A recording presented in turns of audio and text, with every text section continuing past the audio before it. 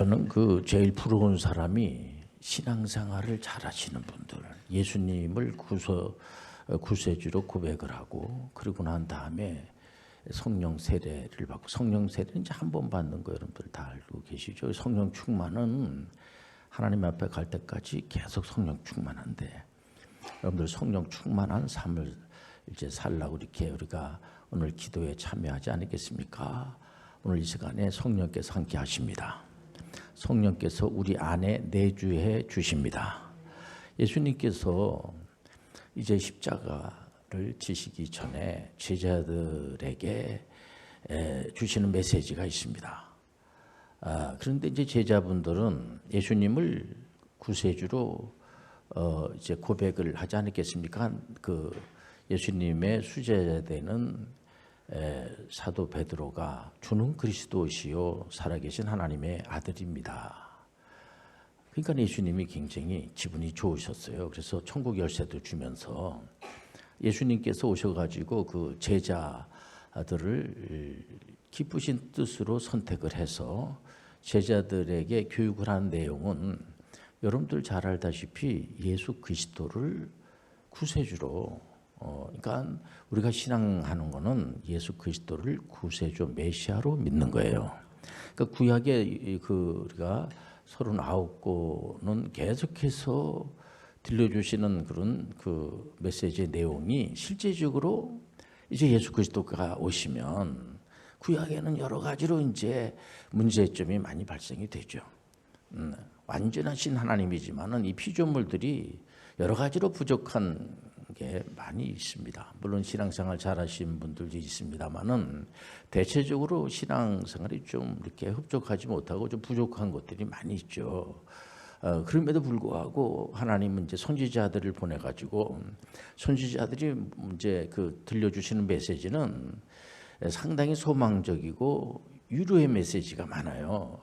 그럴지라도 이제 예수 그리스도가 이제 오실 거예요. 예수 그리스도 오면은 되는 겁니다. 그러니까 초림 예수 그리스도를 말하는 거예요. 계속해서 초림 예수 그리스도를 이제 소망을 주면서 말라기 선지자하고 이제 우리가 그 신약 가구의 사이가 한 400년 정도 침묵의 시간을 보냈다고 합니다만은 그때도 하나님은 살아서 역사하여 주시고 위로해 주시고 은혜로 충만한 복을 내려 주시고, 우리가 이 코로나19 바이러스 팬데믹으로 인해서 전 세계 80억이 굉장히 어려움 속에 있습니다.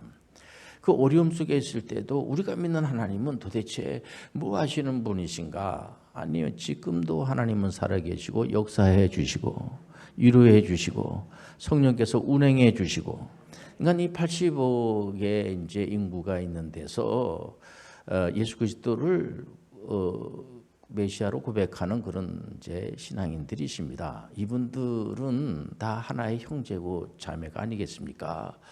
우리 하나님께서는 눈동자같이 이 개혁교회에 있는 분들을 사랑해 주시고 푸른 초장으로 인도해 주시고 쉴 만한 곳에 쉬게 도와주시고, 목자 되어 주신 예수님께서 우리가 구하면 풍족한 복을 내려 주시고 은혜로 인도해 주신다는 거죠. 그래서 악한 것들이 육신을 멸할 수 있지만은 영혼은 멸할 수가 없어요.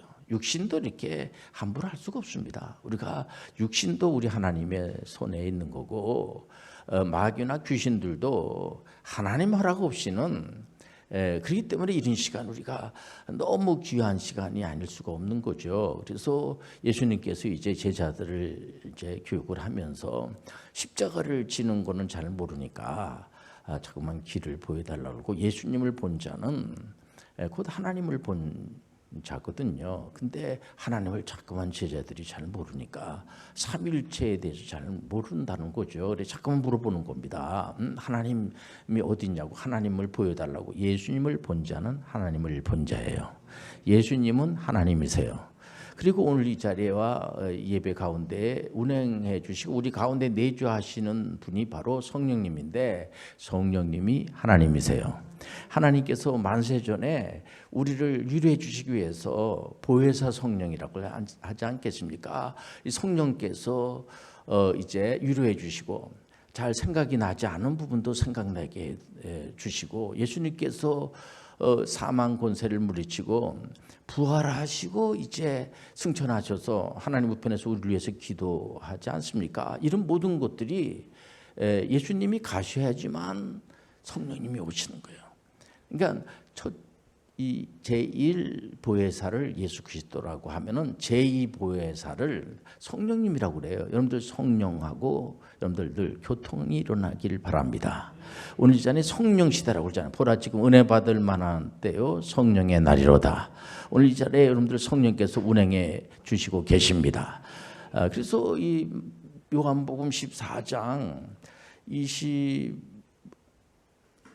26절과 27절에 예수님께서 직접 하신 말씀입니다. 보혜사 곧 아버지께서 내 이름으로 보내실 성령, 그가 너희에게 모든 것을 가르치고 내가 너희에게 말한 모든 것을 생각나게 하리라.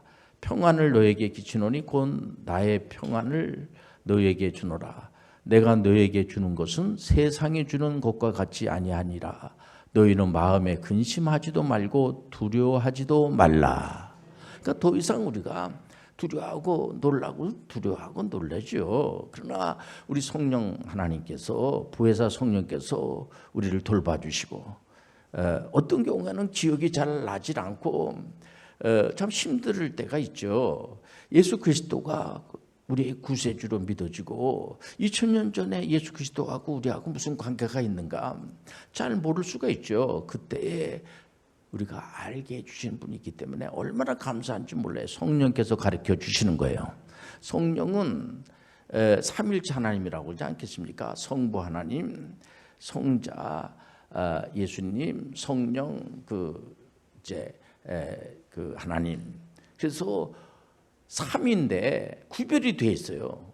그러니까 구별이 돼 있고 하는 일도 우리가 예를 들어서 십자가에서 피 흘려 돌아가셔서 우리를 구원해 주신 분을 우리가 성령님이에요. 우리는 예수님 성부 하나님이에요. 그러진 않습니다. 예수님이라고 그러지. 또 오늘 이 자리에 우리 안에 임재하시는 분이 성령 하나님이에요. 그러니까 삼위가 구별이 돼 있어요. 구별이 돼 있으면서 하나라는 거죠. 이게 참 신비한 거. 이게 믿어지는 거. 이거는 성령께서 믿게 해 주시는 겁니다. 이 하나님의 말씀도 하나님의 영이 임재함으로 말미암아 하나님의 영을 받은 분들이 의해서 기록을 했기 때문에 물론 기록한 분들 귀한 분들이죠. 그러나 기록하게 하신 분이 성령님이시기 때문에 성령님을 우리가 하나님으로 믿는 거예요. 그러니까 하나님께서 성령님께서 이 하나님의 말씀을 기록하게 해가지고 우리한테 선물로 주셨기 때문에 너무 감사하지 않을 수가 없는 거죠. 요즘 이제 4대가 거의 어느 집은 4대가 우리 교회만 하더라도 4대가 한 가정에서 사시는 분들이 있어요. 보면은요. 그러니까 농경 시대하고 산업 시대 또 그리고 이 MG 이 밀레니엄 시대에 있는 분들이 결혼해 가지고 자녀를 낳게 되면 요즘 말해서 알파 세대라고 그래요. 그러니까 4대가 사는 겁니다. 그러니까 이게 이 소통이 잘 안 될 수가 있어요. 왜냐면은 농경 시대 때에 사시던 분이 그 당시에 풍습이라든가 법이라든가 특히 법이 많이 바뀌었어요. 그러니까 농경 시대의 법하고요, 산업 시대의 법하고 물론 안 바뀐 법도 있지만 바뀐 법들이 굉장히 많습니다. 그리고 이 MZ 세대의 법, 또 지금 이 알파 세대에 사는 분들하고의 이 법이 많이 바뀌어지고 환경이 많이 바뀌어지다 보니까 적응을 잘 못하시는 분들은 굉장히 힘들어하는 겁니다. 또 여기에다가 이제 100세 시대라고 하니까 120세 세대라고 그러고 어떤 분들은 이제 앞으로 의학이 굉장히 발달이 돼서 굉장히 오래 산다는 얘기를 많이 하지 않겠습니까? 이러다 보니까 이제는 65살 되시는 분들도 65살까지를 청년이라고 한대요. 청년. 그리고 70이 돼야지만 아줌마라고 한대요. 그러니까 이게 과거에는 좀 일찍 돌아가셨잖아요. 이제는 연세가 많이 드셔도 이제 근데 그걸 적응을 빨리빨리 해서 어떤 분들은 은퇴가 없이 하나님 앞에 갈 때까지 열심히 일하시는 그런 분들이 있는가 하면은 어떤 분들은 이제 또 이런 물질 이런 부분도 부모님들도 할아버지들 재산이 있어가지고 이렇게 특별히 뭐 돈을 이렇게 뭐 벌 필요가 없어요. 그런 친구들도 있고요.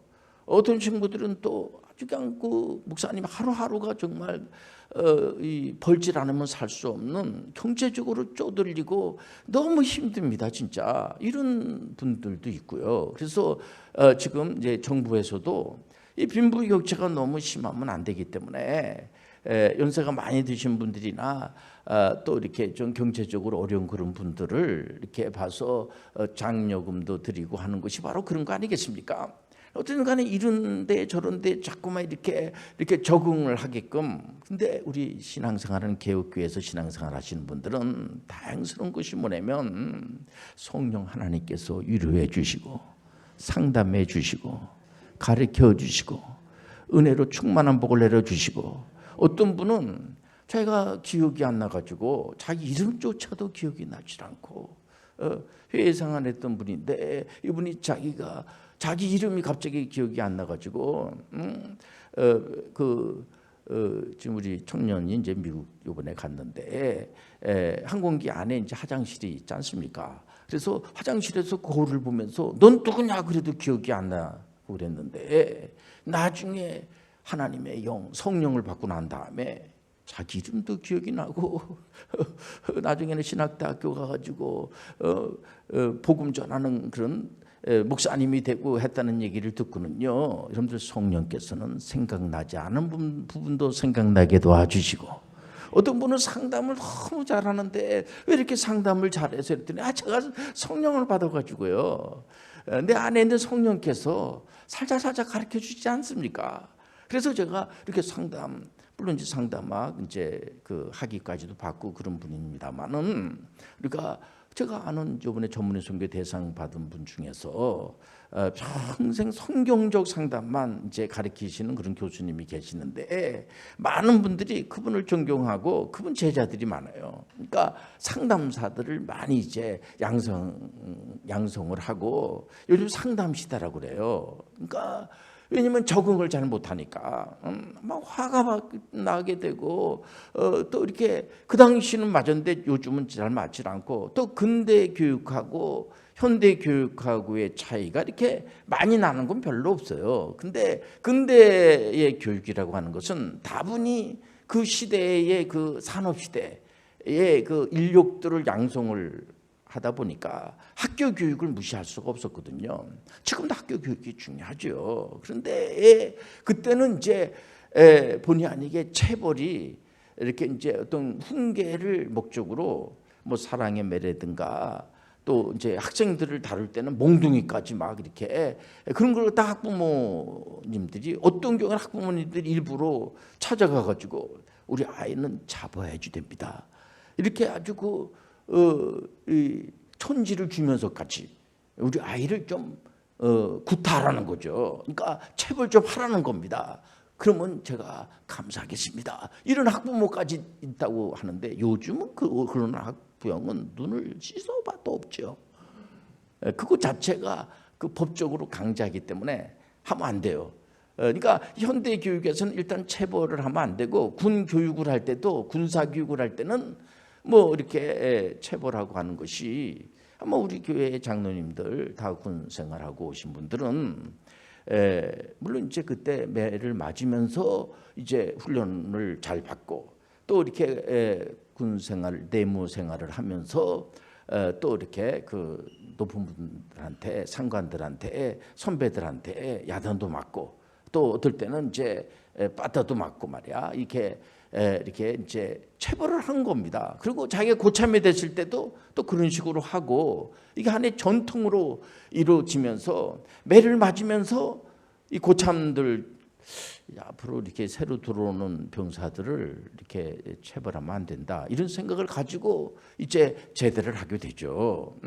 이런 사람들이 이제 법을 이렇게 이제 위반도 하게 되고 이러면서 저만 하더라도 당장 이건 너무 심하게 이렇게 체벌하고 하는 것은 별 효과도 없는데 이게, 그러니까 부모님들이 굉장히 걱정을 하고요. 군대에 그 자녀들을 보내놓고 난 다음에 얼마나 걱정을 많이 하겠습니까? 그래서 요즘은 아예 그런 것을 법으로 강제를 해서 어느 그 부대나 이렇게 한동안은 그런 거를 아예 구타금지 이런 거를 아예 이 표를 써가지고 붙여놓기도 하고요. 보면 이러다 보니까 요즘은 이게 역으로다가 이게 역전이 벌어져가지고 선생님들이 너무 힘들어하는, 제가 어느 신문 만평을 보니까는, 만평 알지 않습니까?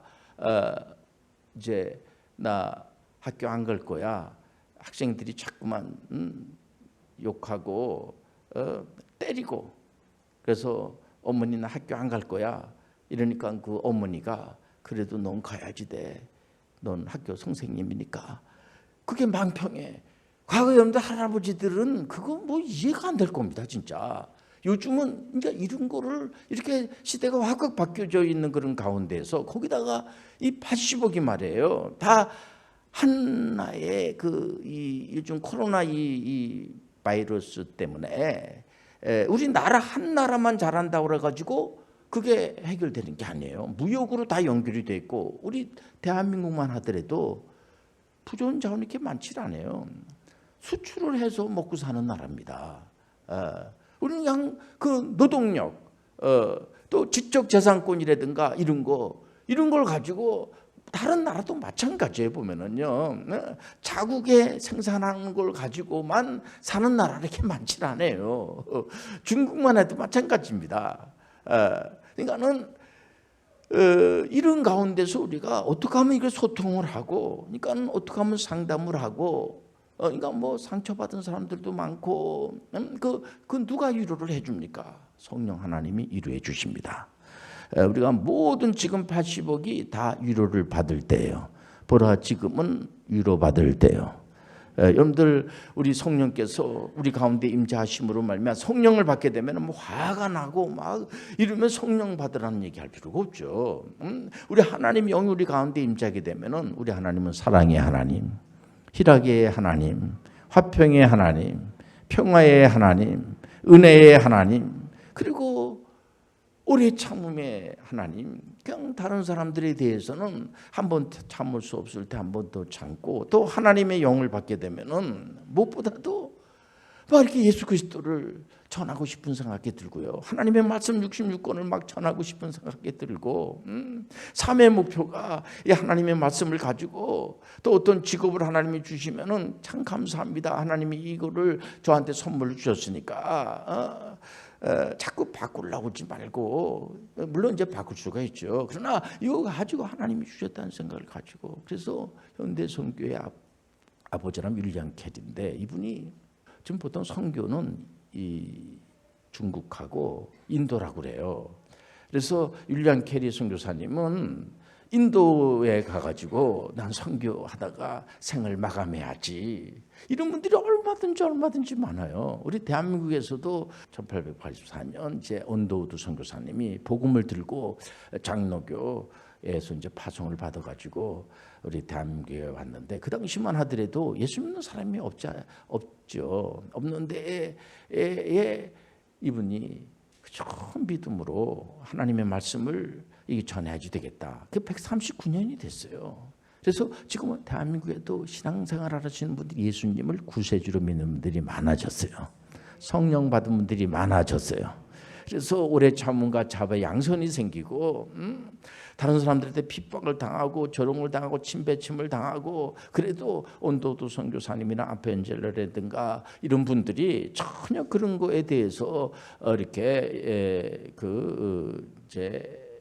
그러니까 이 대한민국에 와가지고 이분들이 저 하나님의 영광을 위해서, 지금도 세브란스 병원이 바로 선교사님들에 의해서 세워지지 않았겠습니까? 세브란스라고 하는 기독 CEO인데, 이분이 이제 자기가 이제 물질을 내 가지고, 그때에 우리가 굉장히 경제적으로 어려웠어요, 대한민국이. 그래서 그 세브란스 병원이 1962년 그때 이제 그 모양새를 갖춰가지고, 물론 이제 서울대학교도 있고 이제 이렇게 있습니다만은 우리 국가에서 하는 그런 거 있지만 여러 가지 부족하니까는, 그래서 의료 선교사님들이 우리 대한민국에 와가지고, 또 기술 선교사님들, 또 이 교육, 교육 선교사님들 이런 분들이 오셔가지고 교육이라든가 또 의료 부분이라든가 이런 쪽에 콜레라에 이렇게 이제 전염이 되게 되면은 이거 뭐 그냥 걷잡을 수가 없었거든요. 이런 문제를 이 선교사님들이 오셔가지고 이 복음과 같이 칼빈 선생이 말하는 직업의 전문성 이걸 가지고 들어와 가지고 여러분들 성령은 하나님이세요. 전 세계가 하나예요. 그래서 이 성령을 받게 되면은 우리 민족만 최고다, 나만 최고다, 우리 교회만 최고다 그게 아니고요. 우리 예수님께서 성령님을 보내주신 것은 요청에 의해서 또 하나님께서 그러니까 이 삼위 하나님이 한 번도 다투고 싸우지 않고요. 각자 그 위가 다른데도 불구하고 서로 신사적으로 우리 예수님은 항상 성부 하나님의 아드님으로서 항상 하나님 아버지를 높이면서 나는 하나님의 아들입니다 이러면서 아드님이라고 하는 것에 대해서 자랑스럽게 여기고 또 성령님은 어떻게 보면 숨어 있는 것 같으면서도 자꾸만 그 예수님을 이렇게 높이고 말해 보면요, 여러분들 성령으로 예수님이 잉태한 거예요. 성령으로. 그러니까 성령을 여러분들 성령의 역사를 자꾸만 방해하고 그러면 안 돼요. 그러니까 우리 교회만 굉장히 자랑하고 다른 교회를 잠깐 비난하고 그러면 안 돼요. 거기도 성령이 역사하는 거예요. 성령 은혜로 충만해지게 되는 거예요. 은사가 다르죠. 은사가 다르기 때문에 내가 갖지 않은 은사라고 그래가지고 내가 받지 않은 은사라고 그래가지고 다른 분이 받은 거를 자꾸만 비난하고 안 돼. 그 같은 한 성령님이에요.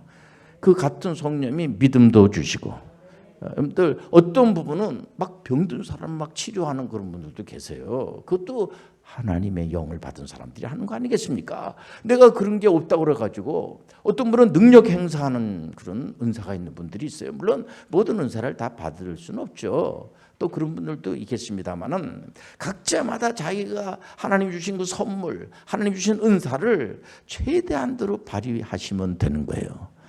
요즘 그 이제 인기리에 많은 분들이 보는 그런 하나의 처세술 책인데 원승이라고 하는 책이 있습니다. 근데 좀 거기에 많은 부분이 참 공감을 갖게 돼요.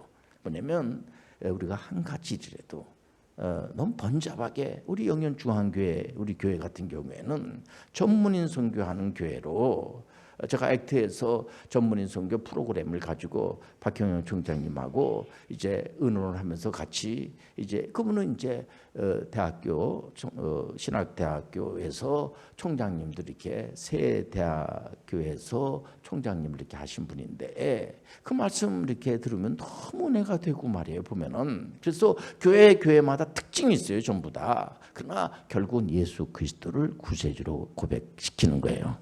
그리고 나서 우리는 이번에 로잔 포럼에서 2004년도에 그 비즈니스 에지 미션을 참 하면 어떻겠습니까? 이제 그런 이제 의논이 났어요. 그래서 그게 상당히 성경적이고 또 종교 개혁자 마르틴 루터나 칼뱅 선생님이나 이런 이제 구른투비라든가 아브라함 카이퍼나 이런 분들이 영역 주권을 이렇게 선포하고 한 거에 우리는 같이 맞춰가지고 하나님 영광된 일에 우리가 동참하게 되면 하나님께서 성령께서 특별히 위로해 주시고 생각나지 않은 부분도 생각나게 도와주시고 여러분들 오늘 시간에 예수님의 이름으로 기도 응답도 해 주시고 얼마든지 많은 분들을 여러분들 이 말씀을 전해서 예수 그리스도를 전해서 오른쪽으로 옳은 길로 인도하는 그런 훌륭한 비즈니스 에지 미셔너리가 될 줄 믿습니다. 예.